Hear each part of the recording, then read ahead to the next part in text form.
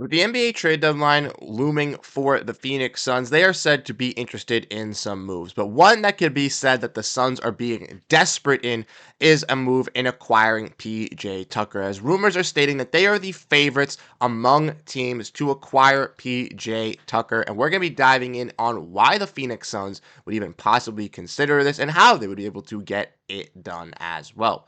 We'll be getting into all of that and more on this episode of Suns Digest.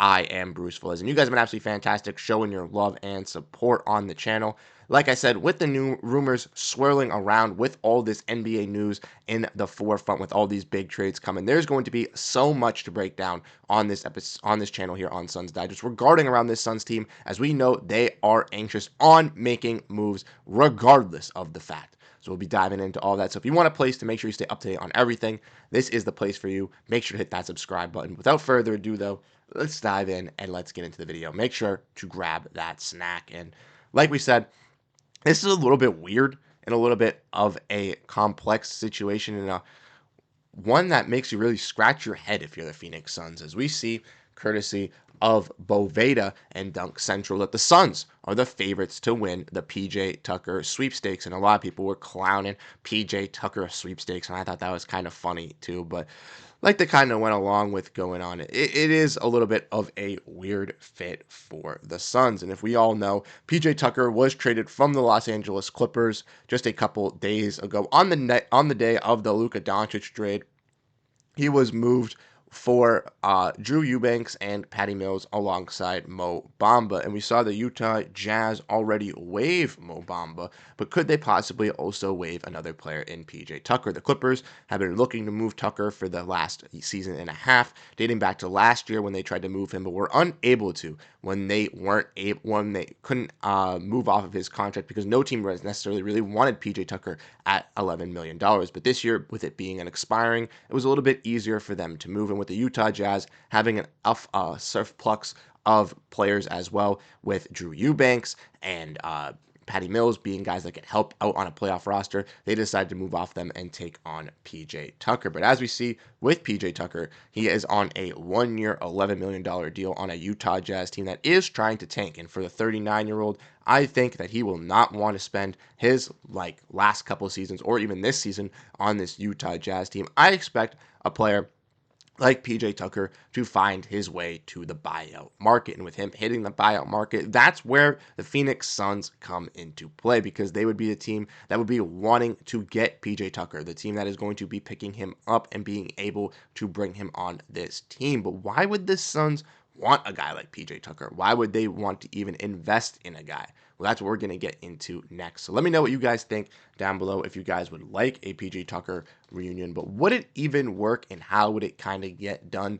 That is the next part as we look at this Suns roster and kind of go over how the Suns would get PJ Tucker. So like I mentioned, he is a buyout candidate. With being a buyout candidate, there are some restrictions with some second apron and first apron teams in pursuing buyout guys. For second apron and first apron teams, they cannot acquire players that are over the non-tax mid-level exception, which is a $12.4 million contract. But luckily for the Suns and for PJ Tucker, he makes under that $12.4 million, as he is making $11.5 million. Therefore, when he is waived or bought out by this Utah Jazz team, any team around the league can pursue PJ Tucker, which makes him a viable option for any playoff team or chaser that is looking to add a veteran presence, a defensive guy on their bench. Now, obviously, PJ Tucker is 39 years old. He has taken a step back on this Clippers team, and that's why they were looking to trade him as well.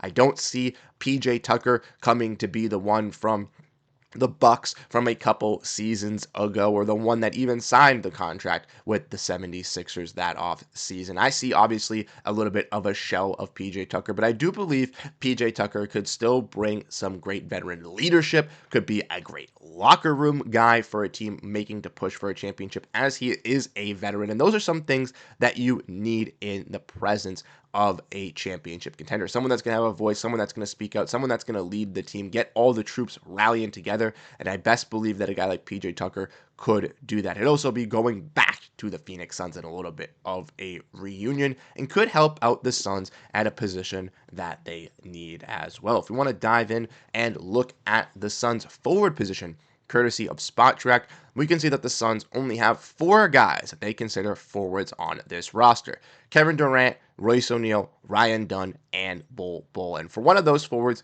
he doesn't even play in Bol Bol. So realistically, on this roster, the Suns only have 3 forwards. And that's been a big discrepancy for this team. It's been a guard-heavy team, offensively heavy team, and that's where the flaws really come in with Booker, Beal, Durant, in forming this big 3. And that's why they're going to pursue Jimmy Butler. That's why he's still their number 1 priority. But even if they don't get Jimmy Butler, or if they do get Jimmy Butler, I think adding PJ Tucker as another veteran wing could be pretty solid for their bench unit in just helping mentoring a guy in Ryan Dunn alongside Jimmy Butler. But ultimately, I don't think, like I said, PJ Tucker is going to bring anything crazy. And I know a lot of Suns fans aren't on the wave of PJ Tucker. They think he's old. They think, he's at this point of the career where he's not going to be able to provide anything valuable. And I don't think, like I said, he's going to be a guy that's going to be coming off the bench, giving you high impact play. But we see guys like Mason Plumlee getting minutes with this roster.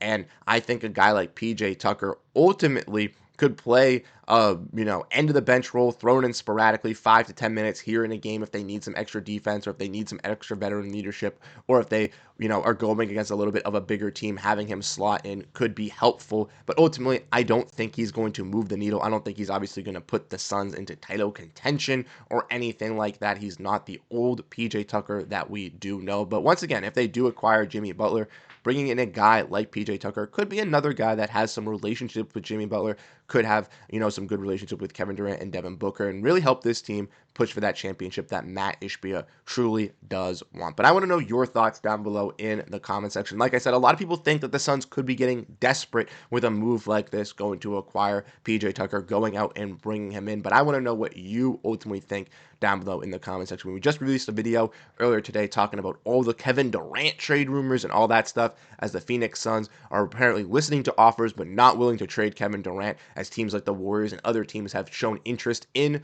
Durant, but their push is still to get Jimmy Butler. If you missed that video, go check that one out. We have a bunch of other content from myself and Curtis on this channel. And Thursday, we'll be live following the trade deadline at 6 p.m. Eastern, 3 p.m. Pacific, to go over all the recent news regarding the Suns and other teams around the league. It will be an absolute fantastic time, so I hope to catch you all there. Like I said, you guys have been absolutely fantastic showing your love and support, and it's truly, truly appreciative. So let me know what you guys think down below in the comment section, and I'll catch you guys in the next video. Have a great rest of your day, and go Phoenix Suns.